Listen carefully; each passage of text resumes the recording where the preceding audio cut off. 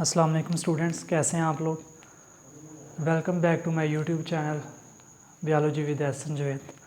आज जो है वो हम लोग न्यू टॉपिक स्टार्ट करेंगे, लिविंग वर्ल्ड इन टाइम, या फिर इसको हम लोग कहते हैं geological time chart.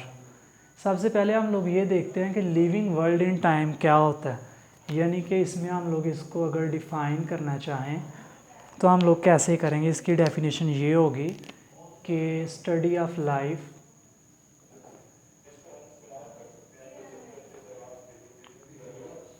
In past, यानी कि हम लोग लाइफ का मुताला करें किस में, पास्ट में, यानी कि बायो का मुताला करें किस में, पास्ट में, यानी कि उस ऑर्गेनिज़म के बारे में हम लोग पास्ट में जाके स्टडी करें या फिर माजी में करें कि ये ऑर्गेनिज़म पहले क्या था, अब भी जो है ना इसकी प्रेजेंट फॉर्म क्या है। यानी कि इसको हम लोग सिंपल कह सकते हैं कि एवोल्यूशन के बारे में स्टडी करें हम लोग। एवोल्यूशन क्या चीज़ होती है? एवोल्यूशन हमारे पास आती है series of changes over a passage of time, या series of changes in organism over a passage of time, यानी कि जो जो वक्त गुजरता जाता है उस ऑर्गेनिज्म में क्या चेंजेस आती हैं जो है वो टाइम के साथ साथ, इसको हम लोग एवोल्यूशन कहते हैं सिंपल। यहाँ पर हमारे पास दूसरा, इसको हमने कहा है या तो हम लोग लिविंग वर्ल्ड इन टाइम कह सकते हैं या फिर जियोलॉजिकल टाइम चार्ट भी हम लोग इसे कहते हैं। जियोलॉजिकल टाइम चार्ट क्या है?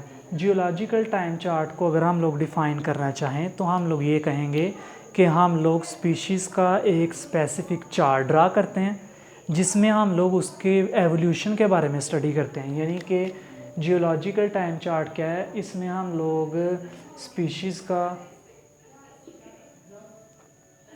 एक स्पेसिफ़िक चार्ट या फिर स्केल भी इसको हम लोग कह सकते हैं, जियोलॉजिकल टाइम स्केल या फिर चार्ट ड्रा करते हैं। उस चार्ट में हम लोग किसको स्टडी करते हैं? उस चार्ट में हम लोग स्टडी करते हैं उन ऑर्गेनिजम्स की एवोल्यूशन को स्टडी करते हैं। ये हमारे पास सिंपल जियोलॉजिकल टाइम चार्ट और जियोलॉजिकल टाइम स्केल भी इसको हम लोग कहते हैं। ये हमारे पास सिंपल डिफाइंस थी। इसके बाद हम लोगों ने अब देखना है कि हमारे पास किस तरह से हम लोग जियोलॉजिकल टाइम चार्ट या जियोलॉजिकल टाइम स्केल को बना सकते हैं। यानी कि यहाँ पे क्वेश्चन हमारे पास बनेगा,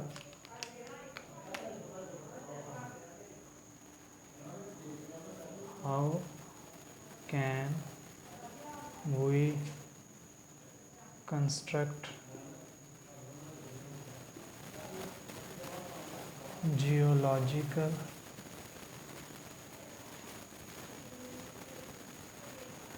टाइम स्केल, यानी कि हम लोग जियोलॉजिकल टाइम स्केल या फिर जियोलॉजिकल टाइम चार्ट को किस तरह से तैयार कर सकते हैं, किस तरह से कंस्ट्रक्ट कर सकते हैं। उसके लिए हमें 3 चीज़ों की ज़रूरत होगी। सबसे पहले हमें जो है वो हम लोगों ने फॉसिल्स के बारे में स्टडी करना होगा, यानी कि नंबर 1 क्या है जी? To study about fossils.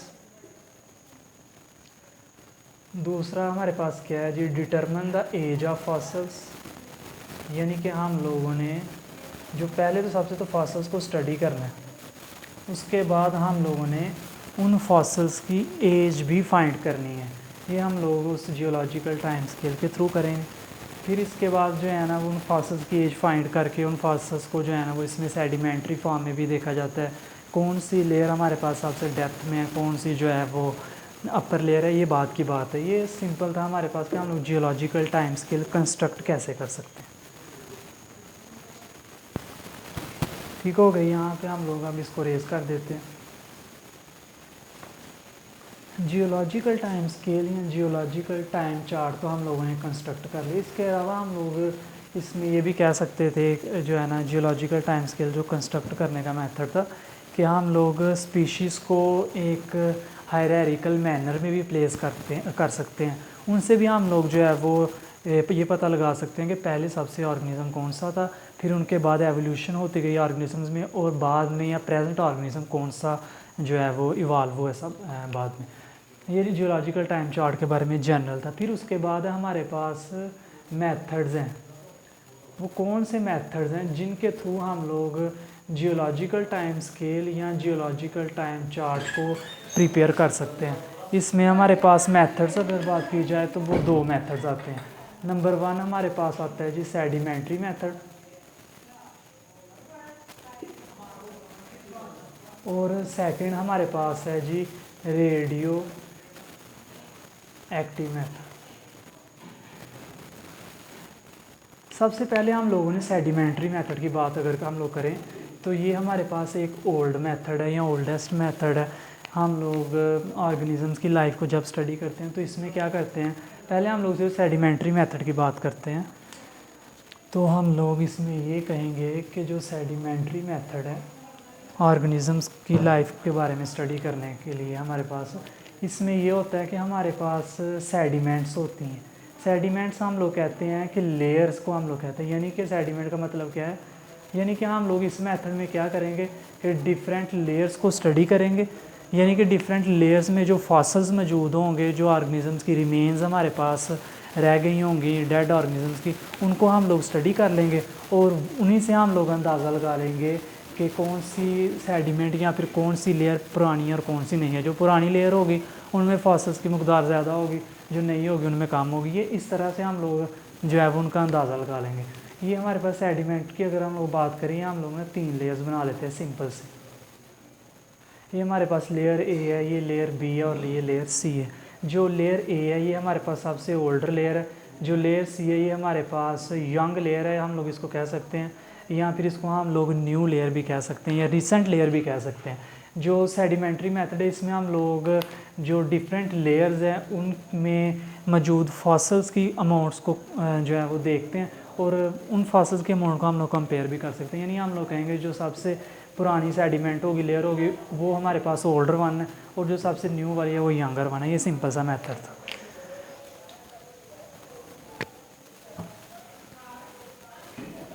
उसके बाद हम लोग जो है ना वो स्टडी करते हैं जनाब दूसरा मेथड। ये तो ओल्डर मेथड था ना, ये न्यू मेथड हमारे पास दूसरा है।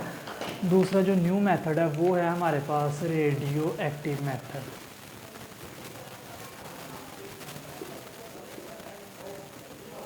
ये हमारे पास एक रिसेंट मेथड है, यानी कि ये न्यू मेथड है और ये बेस्ट मेथड है as compared to sedimentary method. इस मेथड में हम लोग क्या करते हैं, इस मेथड में हम लोगों ने यहाँ पे लिखा है जी रेडियो एक्टिव डेटिंग, यानी कि इस मेथड को रेडियो एक्टिव मेथड को हम लोग रेडियो एक्टिव डेटिंग भी कह सकते हैं। इसमें हम लोग जो फॉसल्स हमारे पास ऑर्गेनिजम्स में मौजूद होते हैं, उन ऑर्गेनिजम्स में मौजूद जो फॉसल की अमाउंट्स होती है उनको हम लोग जो है वो स्टडी करते हैं। किस बेस पे स्टडी करते हैं, उन्हें हम लोग स्टडी करते हैं रेडियो एक्टिव आइसोटोप्स की बेस पे, यानी कि उन ऑर्गेनिजम्स में जो रेडियो एक्टिव आइसोटोप्स मौजूद होंगे उनमें हम लोग ये स्टडी करेंगे कि उन ऑर्गेनिजम्स में रेडियो एक्टिव आइसोटोप्स की अमाउंट क्या है, यानी कि अमाउंट को हम लोग स्टडी कैसे करेंगे। इसके लिए हमने यहाँ पे बनाया है जनाब एक छोटी सी जो है वो डायग्राम है। इसमें हम लोग ये देखते हैं कि हमारे पास ये 6 लेयर्स हैं।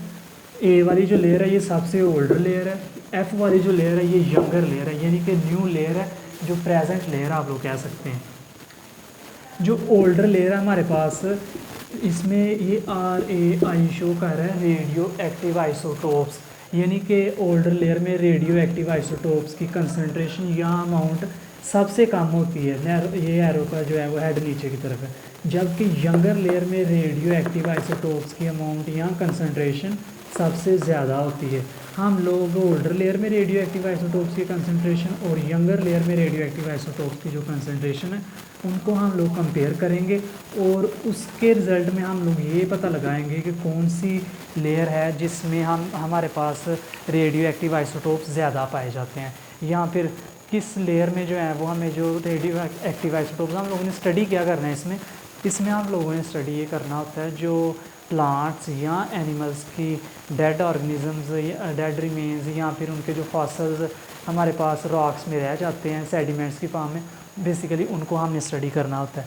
ये हमारे पास सिंपल सा मेथड था रेडियो एक्टिव मेथड, यानी कि हम लोग रेडियो एक्टिव मेथड में रेडियो एक्टिव डेटिंग करते हैं, यानी कि इसमें हम लोग ये भी डिफरेंट आइसोटोप्स भी यूज़ कर सकते हैं। जैसे कार्बन 14 है हमारे पास हम लोगों ने पहले ओरिजिनल लाइफ कार्बन 14 की देखनी है कि वो कितनी है, जैसे वो 5730 ईयर्स होती है, जबकि जो हमारे पास ये जो हमें फॉसल्स ऑर्गेनिजम्स के मिले हैं मतलब कि रॉक्स में से, हमने उधर भी देखने हैं कि उनमें जो हमारे पास ये रेडियो एक्टिव आइसोटोप्स जैसे कार्बन 14 है, उधर हमें जो लाइफ हाफ़ लाइफ मिली है वो कितनी है उन ऑर्गेनिज्म की। हम लोग उनकी जो है ना वो हाफ़ लाइफ को कंपेयर करेंगे और फिर उसके रिज़ल्ट में हम लोग ये बताएंगे कि हमारे पास जो ये फॉसल है इसकी प्रेजेंट ये इतने साल पुराना जो है वो हमारे पास फॉसल था।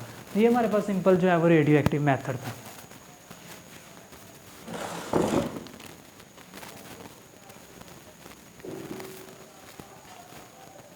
इसके बाद हमारे पास एक शॉर्ट क्वेश्चन आता है जी कि रेडियो एक्टिव, ये तो हमने आइसोटोप्स मेथड देख लिया। फिर उसके बाद हमारे पास ये आता है कि क्वेश्चन हमारे पास शॉर्ट ये है कि टोटल कितने एरा हैं लाइफ जो है अर्थ पे हमारे पास लाइफ की एग्जिस्टेंस के लिए, या फिर जो लाइफ हमारे पास प्रेजेंट लाइफ है वो कितने एराज में से पास हो के जो है वो डिस्कवर हुई या फिर वजूद में है, या फिर जो ऑर्गेनिजम्स एग्जिस्ट कर रहे हैं इस अर्थ पे वो कितने एरा में से गुजरे हैं या फिर कितने एरा हैं टोटल। यानी कि हम लोग यहाँ पे क्वेश्चन ये लिखेंगे, write down the era of life on earth, यानी कि अर्थ पर जो लाइफ है ऑर्गेनिजम्स जो रह रहे हैं उसके टोटल कितने एरा हैं हमारे पास। ठीक हो गया।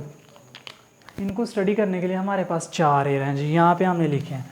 नंबर 1 हमने लिखा है जो प्रेजेंट एरिया या फिर जिसमें प्रेजेंट लाइफ या ऑल ऑर्गेनिज्म जिसमें आ रहे हैं वो हमारे पास है सीनोजोइक एरा। ये सबसे रिसेंट वाला एरिया, मॉडर्न एरा जो है वो इसे हम लोग कह सकते हैं, कहते हैं बल्कि हैं।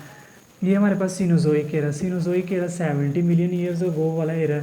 इसमें हमारे पास सारे ही ऑर्गेनिजम्स आ जाते हैं, वर्टिब्रेट्स, इनवर्टिब्रेट्स, प्लांट्स में हमारे पास एंजियोस्पर्म्स, जिम्नोस्पर्म्स, फ्लावरिंग प्लांट्स जो है वो सारे इसमें आ जाते हैं, फंजाई, एल्गी वगैरह सारा कुछ आता है। फिर उसके बाद हमारे पास दूसरा एरा जो है वो है मीज़ोज़ोइक एरा। ये हमारे पास 225 मिलियन ईयर्स अगो वाला एरा है। इसमें हमारे पास इनवर्टिब्रेट्स वगैरह आते हैं और बाकी स्पीशीज़ भी आती हैं। हम लोग ऊपर वाले को स्टडी करने से पहले हम लोग ऐसे करते हैं कि सबसे ओल्डर वाले एरा को देखते हैं। ओल्डर वाला एरा कौन सा है, वो हमारे पास है प्रोटीरोजोइक एरा।